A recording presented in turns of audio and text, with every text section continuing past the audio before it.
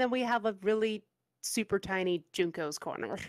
Um, all right, did we get two bonus pages um, for Junko's place? And there's a sign taped to a door. It says Junko's place closed for clean up after volume 7.8. Nana Hachi fan book launch party. Signed Junko Mama. And it's Shoji, and he's yelling. He's like, "Was the party really that out of control?" And I think they're at Jackson's, and June says, "One more, Sato, heart. I can really hang loose at Jackson." And Sato Koichi says, "You should at least pretend to be cleaning up, Junko." And says, "Sorry, kids, we'll try to be open by volume 8." And then in the next panel, it's Masato in all of her lowly glory with like these trees and stuff in behind her. And she says, Volume 7.8 is gaining critical acclaim. The story of Junko's place can't go on unless you read the special in 7.8.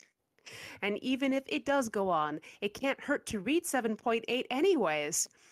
All us characters from the main story get to step out and strut our real stuff in these bonus pages. Masato reporting from the 6th floor of the Yazawa building, which is a little tense these days. And behind her is Nobu, and he's dressed in camouflage. Like the whole thing. He looks like a soldier boy. and he says, "Wait, so what exactly is volume 7.8? Is there really any point to these bonus pages?" And there's like a little asterisk, and at the bottom it says, "Nana, 7.8 is a fan book published in Japan." And then at the bottom is the Pusaku bear, and he's holding up the sign that says, "We await your letters," with the the address to send the letters out. And that's it. That's all there is for Junko's. Oh, okay. So, they haven't figured their shit out yet. That's cool. Nope. Nope. They're in a Gotta chaos. love that. It's because the Nanas are missing and they're screwing shit up trying to get Well, to Bell they're Island. causing time rifts. Right. They're causing extreme rifts in the Ozawaverse because George. Because George. Like, well, it's all George's fault. That's it. It's George's fault. And we just blame George. Yep. Easy scapegoat. Easy peasy lemon squeezy. Yes. It's George's fault. Because George is hot. And he has blue hair. He has blue hair. And This is that's the end all of it. he needs. No, yeah, just blue hair. No, Parakiss, I think, is a really great story. And I actually love the way that it ends. Like, truly.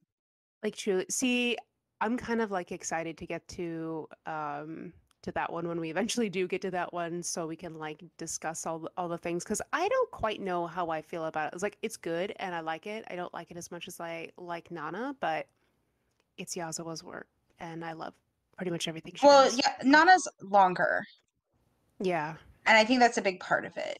Because Parakiss was what? Like about the same time as Nana? Yeah, I think so.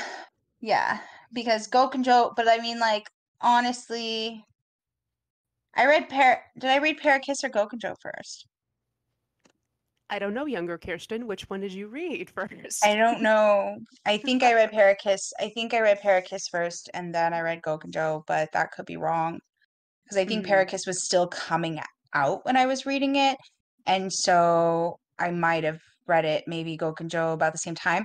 But I also watched Gokenjo, right? I was watching Gokenjo, like at the same time I was reading Gokenjo, Oh, okay.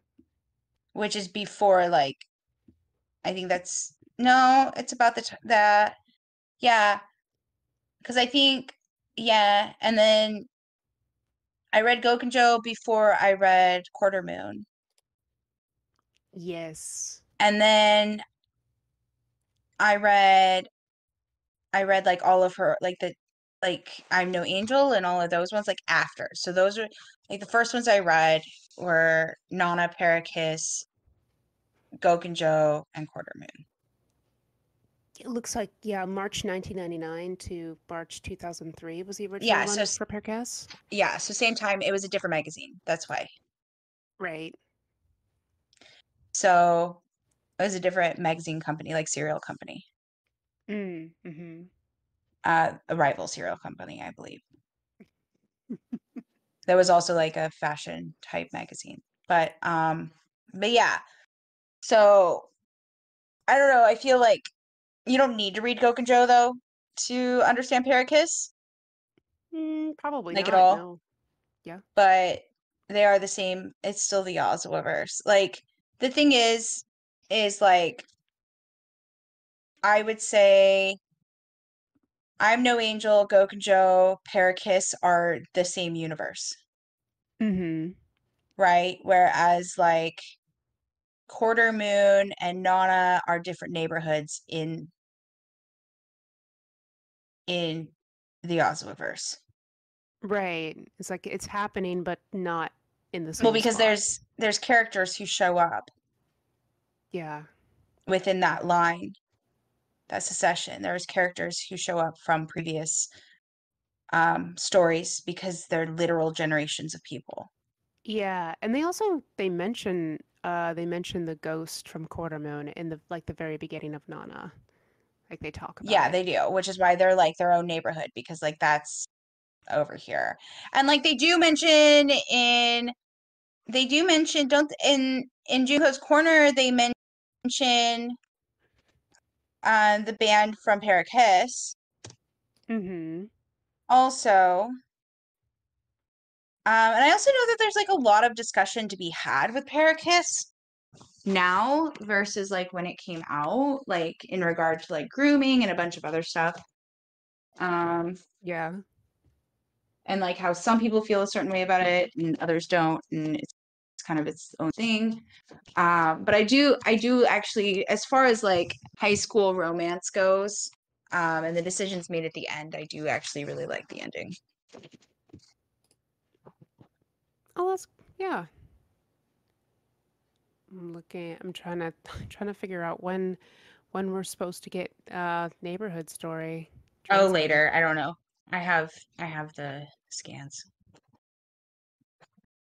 There. Product details. I'm like, when are you coming out? Oh, December. Yeah, like the end of the year, yeah. Okay, December 5th. Woo, okay. Have something to look forward to. Thank you guys so much for joining us here. Check out all the socials. And thanks for being here. And we will see you all in the next episode. Goodbye forever.